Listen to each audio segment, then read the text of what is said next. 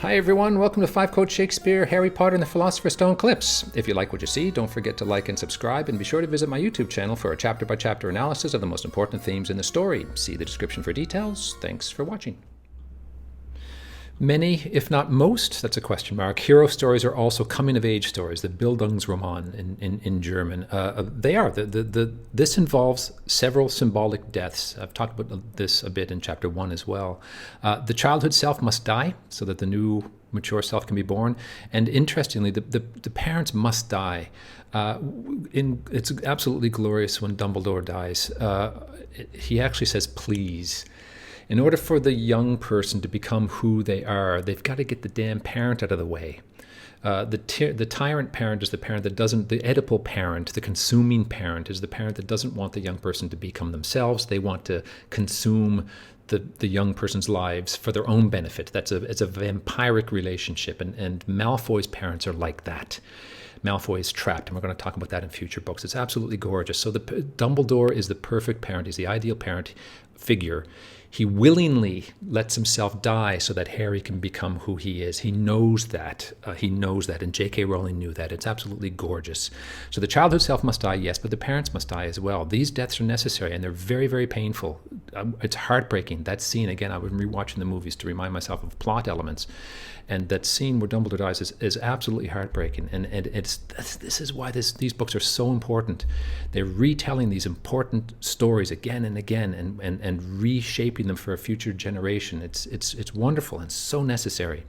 What makes them difficult is the persistent memory of seemingly happier, innocent days free of adult concerns and burdens.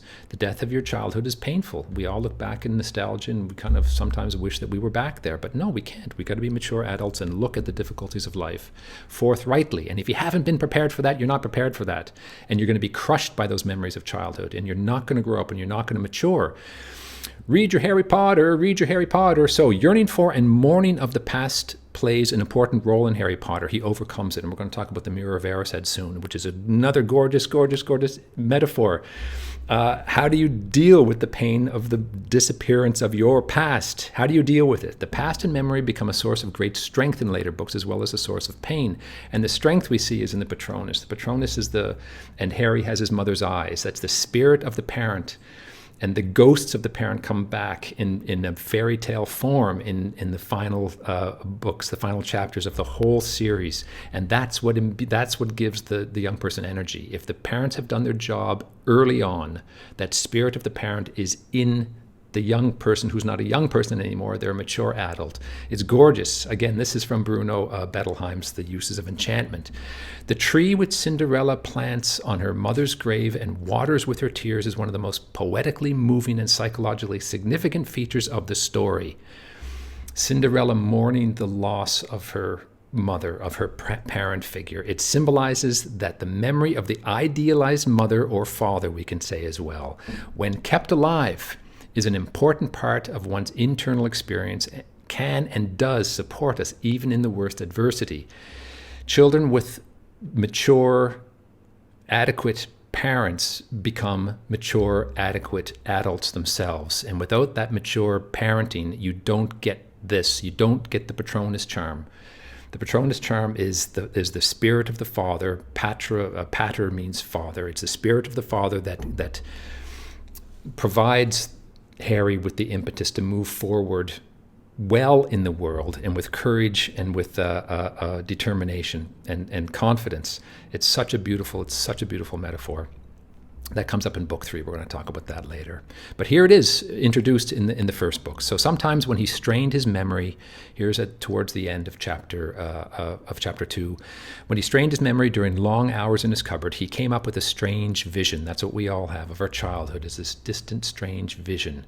And if there are positive aspects in that, or even negatives as well, that were supported by useful mentors and helpers, that can build our character and move us forward in the world. A blinding flash of green light and a burning pain on his forehead. Of course, that's what he remembers of the Voldemort attack. This, he supposed, was the car crash, though he couldn't imagine where all the green light came from. He couldn't remember his parents at all. That comes back.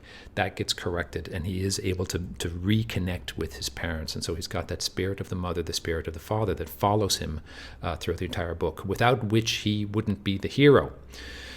Wow, such important stuff. Okay, so we'll wrap up today with Alienation and Detachment.